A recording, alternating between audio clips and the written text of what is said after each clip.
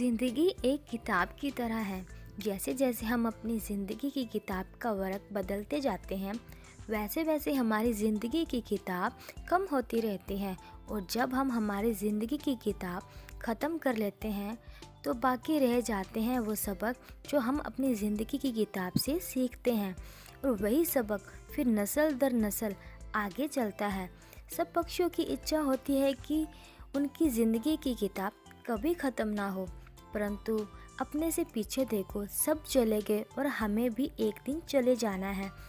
ये कहानी भी एक ऐसे ही पक्षी की है जो मरना नहीं चाहता, हमेशा जिंदा रहना चाहता है। साहब, मैं सुबह से काम कर रही हूँ, मैं थक गई हूँ और आप मेरी मजदूरी भी पूरी नहीं दे रहे। हमारी बात हुई थी ना, आप मुझे काम खत्म होने पर 10 दाने चावल के दोगे। 5 दाने दे तो रहा हूँ, अगर ज़्यादा चपड़ चपड़ की वो भी नहीं दूंगा। चुपचाप भाग जाओ यहाँ से, बड़ी आई मुझे भाषण देने वाली। फिर वो गरीब बुलबुल बेचारी वहाँ से चली जाती है। अच्छा ही हुआ जो 5 दाने चावल भी छोड़ गई, आज का भोजन तो चलेगा। चालाक कालू कौवा बहुत अमीर था, परंतु उसे माल, धन, दौलत और भोजन इकट्ठा करने का उसे ऐसा शौक था कि वो हर समय किसी न किसी लालच में ही रहता। रॉकी बेटा, आज मैंने तुम्हारे लिए पीछे वाला सारा आम का बाग ही खरीद लिया है। मेरे पापा तो मुझसे बहुत प्यार करते हैं, मैं भी अपने पापा का ऐसे ही ख्याल रखूंगा जब वो बूढ़े हो जाएंगे। चुप चुप कर जा, कौवे कभी बूढ़े नहीं होते, और वो भी मेरे जैसे अमीर कौवे। हम ऐसे ही साथ साथ रहेंगे और मैं हमेशा जवान रहूँगा। अब तुम खाना खाकर सो जाना, मैं थोड़ी देर नदी पर जाके आता हूँ। फिर वो कौवा नदी की दिशा में चला जाता है। और सुनाओ कबूतर जी, कोई नया घर भी बनाया है या उसी पुराने घर में जी रहा है? मेरा घर बहुत प्यारा है, मैं अपने घर में बहुत खुश हूँ, अपने परिवार के साथ बहुत खुश रहता हूँ। मैंने तो अपने बेटे के लिए आमों का एक बाग खरीदा है और एक सुंदर सा घर भी बनवा रहा हूँ अपने घर के साथ ही। गरीब पक्षियों को मजदूरी तो तुम देते नहीं हो, कल ही बेचारी गरीब बुलबुल रो रही थी। जो भी कर लो, ये गरीब तो ऐसे ही बातें बनाते रहते हैं। कौवे जी, अब हम जिस उम्र में जा रहे हैं, हमारे लिए जरूरी नहीं कि हम अब धन के पीछे भागें। क्या हुआ उम्र को, अभी तो मैं जवान हूँ, मेरे पंख बिल्कुल ठीक है, मैं अच्छे से हवा में उड़ सकता हूँ। हाँ, देखना एक दिन आएगा जब ये सब नहीं होगा। ऐसा बोलकर कबूतर वहाँ से उड़ जाता है और कौवा भी वापस अपने घर चला जाता है। दूसरे दिन चिड़िया कौवे के पास आती है। कौवे भैया, आपने कहा था ना रॉकी की शादी करनी है, मेरी नज़र में बहुत ही सुंदर रिश्ता है। वो कौवी अच्छी तो है ना, मेरी सेवा तो करेगी ना? हाँ, वो आपकी अच्छे से सेवा करेगी और आपके घर को भी संभाल लेगी। वो अमीर है या गरीब? वो ज़्यादा अमीर तो नहीं है, लेकिन मन की बहुत अच्छी है, आपकी बहुत सेवा करेगी। सॉरी चिड़िया, मैं अपने बेटे की शादी किसी गरीब कौवी से नहीं कर सकता। तुम्हें तो पता ही है, सारी उम्र मैंने अपने बेटे के लिए कितना धन इकट्ठा किया है। हम ये रिश्ता नहीं कर सकते, मुझे ये रिश्ता मंजूर नहीं है। जैसे आपकी इच्छा कौवे भैया, लेकिन मेरी एक बात हमेशा याद रखना, अगर हम अपने बच्चों को अच्छी शिक्षा और संस्कार देंगे तो वो आगे चलकर बहुत अच्छे पक्षी साबित होंगे। बाकी आपकी मर्जी। जब माल आता है तो ज्ञान आता है, माल नहीं ज्ञान नहीं। अभी हम बूढ़े हो चुके हैं। चुप कर जाओ चिड़िया, क्या बूढ़े बूढ़े कहते रहते हो तुम सब, अभी तो मैं जवान हूँ, कुछ नहीं हुआ मेरे पंखों को। चिड़िया उड़कर अपने घर चली जाती है।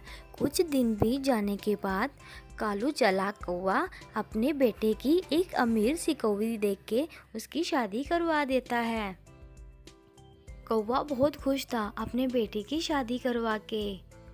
पिताजी, जैसे आप अमीर हो ना, मेरे मायके वाले भी उतने ही अमीर हैं। पूरे जंगल के पक्षी मेरे पिताजी से डरते हैं और सामने नहीं बोलते उनके।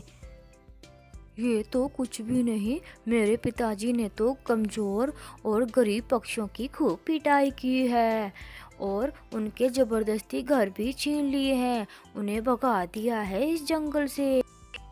गरीब पक्षियों को उनके हक के पैसे भी नहीं देते थे, है ना पिताजी? हाँ हाँ, ऐसा ही है। तुम दोनों बैठ के बातें करो, मैं अपने दोस्तों के साथ वॉक करने जा रहा हूँ। फिर वो कबूतर उड़ के वहाँ से चला जाता है। कबूतर, कौवा और चिड़िया खुले आसमान में ठंडी ठंडी ताजी ताजी हवा की शेयर कर रहे थे। क्या हुआ, तुम सब बैठ क्यों गए हो? अभी तो और उड़ना है, चलो और उड़कर आते हैं। बहुत उड़ना है अभी तो। ना ना, हम बहुत थक गए हैं, हमसे अब और नहीं उड़ा जाता। तुम तो खुद को बूढ़ा ही समझने लग गए हो। मैं तुमसे उम्र में ज़्यादा बड़ा हूँ, फिर भी बहुत ऊंचा उड़ सकता हूँ। मैंने तुम्हें कितनी बार कहा है कि पक्षी कभी बूढ़े नहीं होते, बस पास में धन और अच्छा भोजन होना चाहिए। पक्षी कभी बूढ़े नहीं होते। जब पंख साथ छोड़ जाते हैं तो कोई धन पैसा काम नहीं आता और ये सब समय के साथ ही पता चलता है। फिर वो सब वहाँ से उड़कर अपने अपने घर चले जाते हैं। शाम का समय था। कौवा नदी पर बैठा हुआ था कि अचानक से उसे अपने सर में कुछ चक्कर से महसूस होते हैं।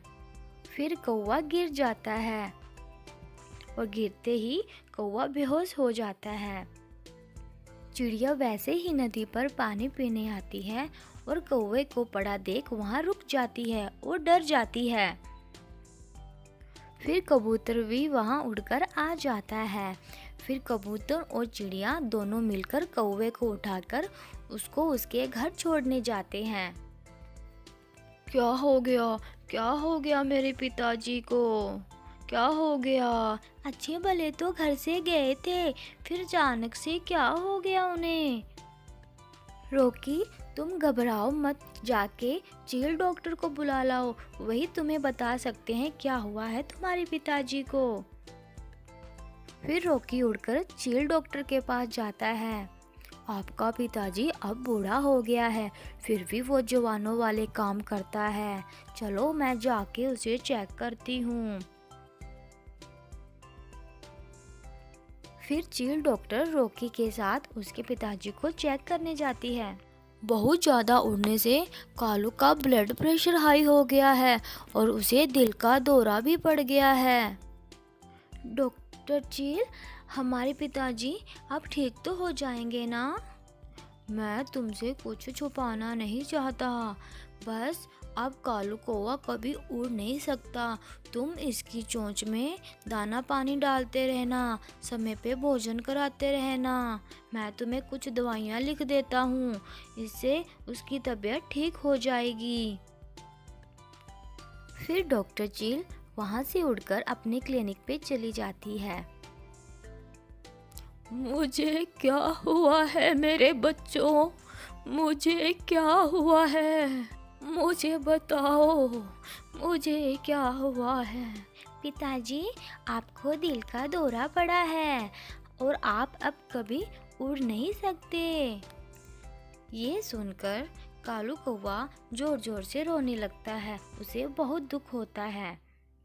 कबूतर और चिड़िया मुझे हमेशा कहा करते थे कि अब मैं बूढ़ा हो गया हूँ, काश मैंने भी अपनी ज़िंदगी में कुछ अच्छे काम किए होते तो मुझे इतना दर्द नहीं होता, मेरे साथ इतना बुरा नहीं होता।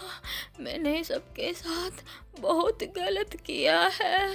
कबूतर भैया, चलो कालू के यहाँ चलकर देख के आते हैं कि अब कैसी तबीयत है उसकी।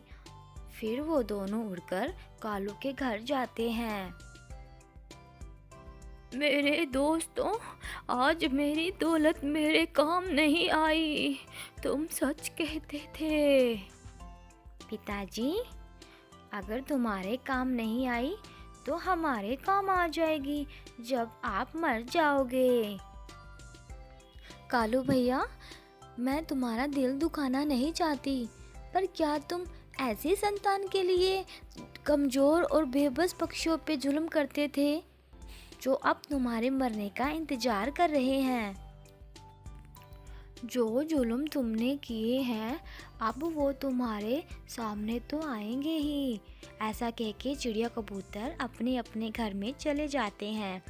रात होते ही चंपा रोकी से कहती है, रोकी जी, अपने पिताजी को यहाँ से उठाकर किसी दूसरे कमरे में रखाओ, मुझे इनसे बहुत बदबू आ रही है। कौवा ये सब सुन रहा था, परंतु उसकी आंखें बंद थी, लेकिन उसे सब सुनाई दे रहा था। तुम सही कह रही हो, ये गंध तो मुझे भी सोने नहीं देगी। फिर वो दोनों कालू कौवे को उठाकर पास वाले कमरे में रखाते हैं। जैसे किसी घर की पुरानी चीज को फेंक दिया जाता है, ठीक वैसे ही। अब इन्हें मुझसे बदबू आ रही है और मेरे पैसे से इनको प्यार है। रोकी जी, अब हमें सो जाना चाहिए। फिर वो दोनों सो जाते हैं। उनके सोते ही कौवा उन्हें आवाज़ देता है, रोकी, रोकी बेटे, मुझे दवाई खिला दो, मुझे बहुत दर्द हो रहा है। मैं पिताजी को उन्हें दवा दे के आता हूँ, नहीं तो ये बूढ़ा हमें सारी रात सोने नहीं देगा। पिताजी, दवा दे दी है आपको, अब आपको और कुछ तो नहीं चाहिए ना? हम सो जाएं? नहीं, अब मुझे कुछ नहीं चाहिए, तुम सो जाओ। और वो फिर से सो जाते हैं। उनके सोते ही कालू कौवा फिर से आवाज़ लगाता है, रोकी, रोकी बेटा, पास वाली खिड़की बंद कर दो। रोकी, खिड़की बंद कर दो बेटा। रोकी। रोकी जी, अगर ऐसा ही चलता रहा ना तो कल मैं अपने मायके चली जाऊंगी। हाँ, मुझसे ये सब बर्दाश्त नहीं होता।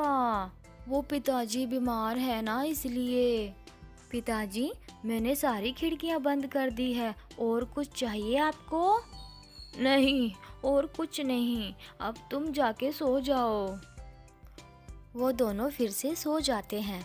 उनके सोने के बाद कालू कौवा एक बार उन्हें फिर आवाज़ लगाता है, रोकी, रोकी बेटा, मुझे पानी पिला दो, बहुत प्यास लगी है, मैं मर रहा हूँ, मेरा गला सूखा जा रहा है। रोकी, रोकी बेटा, पानी पिला दो। रोकी, अभी दे के आता हूँ मैं पिताजी को पानी। मुझे छोड़ दो रोकी, छोड़ दो मुझे। रोकी कालू कौवे की चोंच पे रस्सी बांध देता है ताकि वो फिर से आवाज ना दे पाए। दे आई पिताजी को पानी। अब नहीं मांगेगा पिताजी पानी, अब हमें परेशान नहीं करेगा। थोड़ी ही देर बाद कालू कौवा तड़प तड़प के मर जाता है और मरते समय कालू कौवे की आंखों के सामने वो सारे बुरे काम आ जाते हैं जो उसने अपनी संतान के लिए धन इकट्ठा करने के लिए बुरे काम किए थे। उसने सोचा कि वो धन इकट्ठा करके अपने बेटे को अमीर बनाएगा ताकि वो उसके बुढ़ापे में सेवा कर सके, लेकिन उसकी संतान ने तो उसकी एक रात भी सेवा नहीं की और कालू कौवे की ज़िंदगी की किताब ख़त्म हो जाती है। इसीलिए दोस्तों, सिर्फ धन ही नहीं, पुण्य भी कमाना चाहिए। चैनल को लाइक और सब्सक्राइब ज़रूर करें।